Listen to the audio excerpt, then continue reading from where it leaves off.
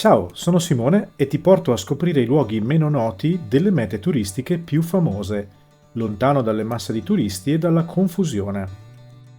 Trapani e i suoi dintorni offrono panorami stupendi e posti a dir poco meravigliosi che ogni fotografo o amante dei colori e della bellezza dovrebbe visitare almeno una volta nella vita, ma fuori stagione però, magari a fine settembre quando le temperature sono ideali e i colori da cartolina.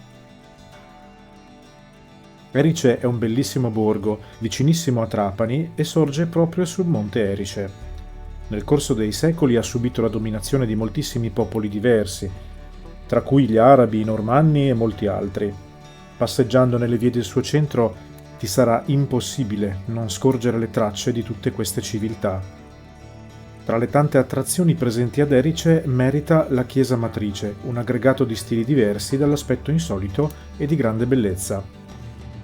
Il Castello di Venere è un altro monumento che non puoi perdere. È stato edificato in epoca antica, su di un sito già dedicato al culto di Afrodite e poi di Venere.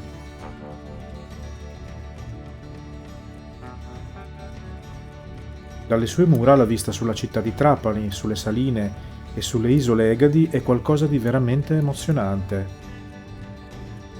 Il castello, così come appare oggi, è in gran parte normanno. Purtroppo in questi giorni è in fase di ristrutturazione, ma ti lascio comunque in descrizione il link della Fondazione Erice Arte, dove potrai seguire gli sviluppi e sapere se è stato riaperto. Spero che questo video ti stia ispirando e ti stia facendo venire la voglia di fare la valigia e partire. Se è così, fammelo sapere lasciandomi un like e valuta di iscriverti al canale per non perdere i prossimi video. Le saline di Trapani sono tantissime e molto famose tra i fotografi e mi pare più che giusto visto quanto sono spettacolari. Quelle che stai vedendo in queste immagini sono quelle del Museo del Sale di Paceco, mentre le saline rosa che hai visto prima nell'apertura del video si trovano un poco più a sud, dove ci si imbarca per l'isoletta di Mozia.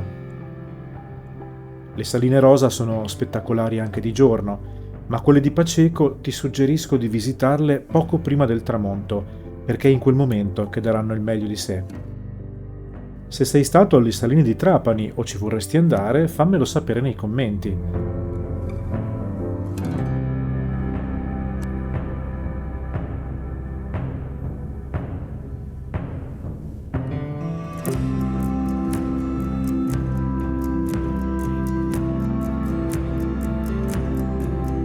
A proposito di tramonti, anche a Trapani stessa, quel momento della giornata è uno spettacolo imperdibile.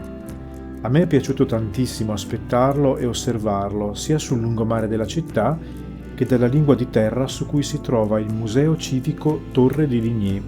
In descrizione ti lascio la sua posizione.